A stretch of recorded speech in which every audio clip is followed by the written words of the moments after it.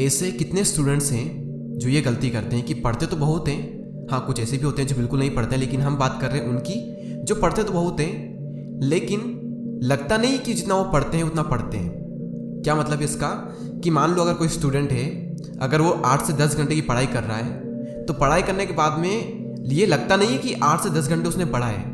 जो आउटकम दिखना चाहिए वो दिखता नहीं है। पढ़ाई तो 8 से 10 घंटे की है लेकिन लग ऐसा रहा है कि यार सिर्फ 2 घंटे ही पढ़े। आउटकम को देखकर ऐसा लग रहा है कि 2 घंटे भी ठीक से पढ़ाई नहीं किए। तो क्या फ़ायदा फिर 8 से 10 घंटे की इतनी लंबी स्टडी करने का। तो ऐसा क्या करें कि अगर आप 4 घंटे भी पढ़ाई करो तो लगना चाहिए कि हाँ 4 घंटे हमने पढ़ाई की है, वरना 10-12 घंटे आप पढ़ लो दिखाने के लिए, होना कुछ नहीं है उससे। कुछ लोग कहते हैं ना ज़्यादा पढ़ो ज़्यादा पढ़ो ज़्यादा पढ़ो, अगर ज़्यादा नंबर लाना है तो ज़्यादा पढ़ना पड़ेगा। बिल्कुल गलत है, मत पढ़ो ज़्यादा। जितना भी पढ़ो उसको सही से पढ़ो।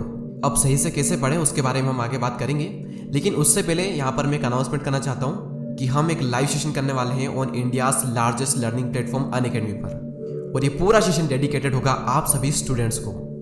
और इस सेशन का टॉपिक ये होगा कि एग्जाम टाइम में एग्जाम के लिए खुद को प्रिपेयर कैसे करें और अपना बेस्ट कैसे दें एग्जाम में। और ये सेशन बिल्कुल फ्री है, और इस सेशन में आप अपने डाउट्स मुझसे लाइव पूछ सकते हो और मैं आपको लाइव उनका आंसर दूंगा।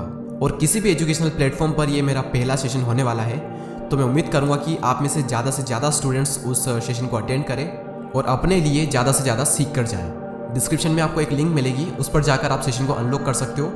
उसके लिए आपको विंटर कैंप कोड यूज़ करना है और नोटिफाई मी पर क्लिक कर देना है, ताकि सेशन से पहले आपको नोटिफिकेशन मिल जाए और आप सेशन को मिस ना करो। और अगर आप फ़ोन में सेशन को अटेंड करना चाहते हो तो उसके लिए सिंपली आपको अनअकैडमी आपको इंस्टॉल करना है और उसके बाद में आप इजीली सेशन को अटेंड कर सकते हो। अब हम आते हैं हमारे टॉपिक पर कि क्वालिटी स्टडी कैसे करें, जैसे कि जो पढ़ा है जो समझा है वो याद भी रहना चाहिए। देखो कोई भी वो टॉपिक जो आपने पढ़ा है, अगर आप उस टॉपिक को दूसरों को पढ़ा सकते हो, समझा सकते हो, यानी कि आपने उस टॉपिक को बेस्ट वे में पढ़ा है। अब सवाल ये आता है कि यही तो हमें चाहिए कि ऐसा किस तरह से पढ़े कि हम दूसरों को भी पढ़ा सकें।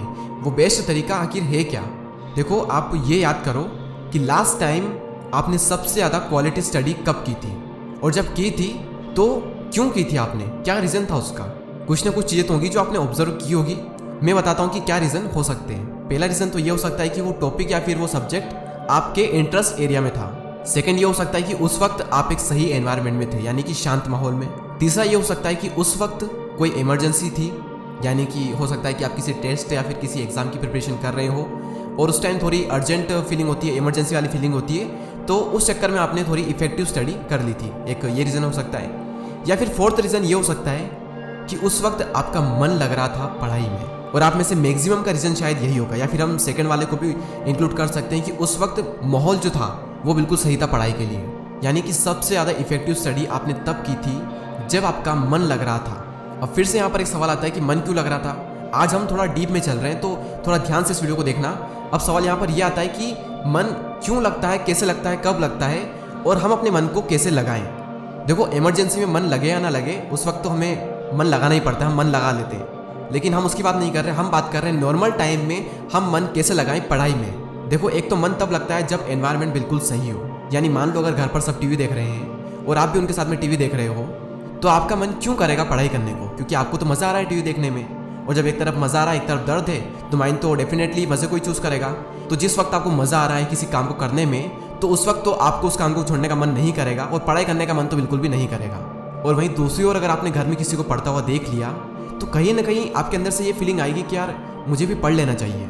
तो मेरे अकॉर्डिंग एनवायरनमेंट का थोड़ा बहुत फ़र्क तो पड़ता है। दूसरा ये कि टाइम का भी फ़र्क पड़ता है कि आप कब पढ़ने बैठ रहे हो। दुनिया भर के फालतू के काम करके आ गए और जनाब फिर पढ़ने बैठ रहे हैं। आपको अपने अकॉर्डिंग ये पता होना चाहिए कि आपका माइंड किस टाइम पर सबसे ज़्यादा एक्टिव होता है, उसी टाइम पर आप सबसे ज़्यादा क्वालिटी स्टडी कर पाओगे। और ये बात आपके अलावा किसी को अच्छे से पता नहीं है कि आपका माइंड किस टाइम पर सबसे ज़्यादा एक्टिव होता है, सबसे ज़्यादा फ्रेश होता है, यानी उस वक्त आप कितना भी मुश्किल काम क्यों ना वो आप इजीली कर सकते हो।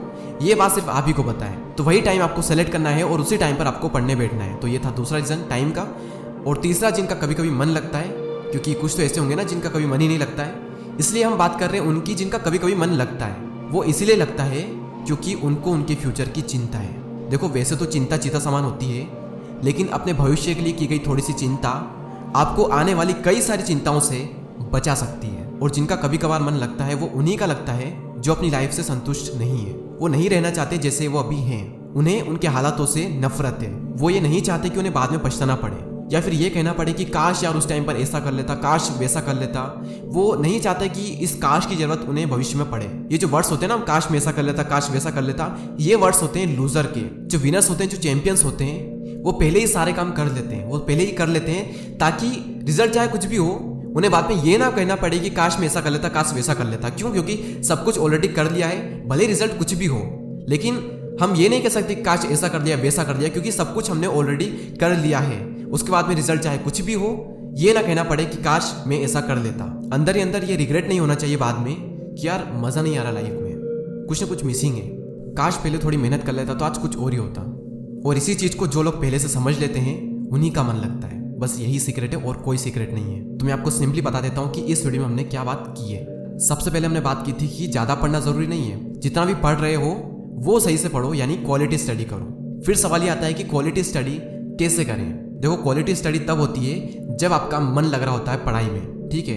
अब सवाल ये आता है कि मन कैसे लगता है और हमें कैसे लगाना है। देखो, मन लगता है पहला तब जब एनवायरनमेंट सही हो, दूसरा जब टाइम सही हो, यानी आपका माइंड बिल्कुल एक्टिव हो। ये आपको पता है कि आपका माइंड सबसे ज़्यादा एक्टिव कब होता है, वो रात में भी हो सकता है, दिन में भी हो सकता है। और तीसरा ये कि उन्हीं का मन लगता है जिनको अपने फ्यूचर की चिंता हो, या फिर ये कहें कि वो जो पहले से ही अपने फ्यूचर को इमेजिन कर लेते हैं, उन्हीं का मन लगता है। एंड आई नो कि आपके और भी कई सारे क्वेश्चंस हैं, जैसे कि डिस्ट्रैक्शन को अवॉइड कैसे करें, एक दिन में कितना पढ़ना चाहिए, दिन में पढ़ना सही है या फिर रात में पढ़ना सही है, स्लीपिंग टाइम जो है हमारा वो कितना होना चाहिए, पढ़ा हुआ याद कैसे रखें। तो ऐसे कई सारे क्वेश्चंस हैं जिनका जवाब या फिर उनके बारे में हम बात करेंगे उस लाइव सेशन में, जिसके बारे में हमने स्टार्टिंग में बात की थी।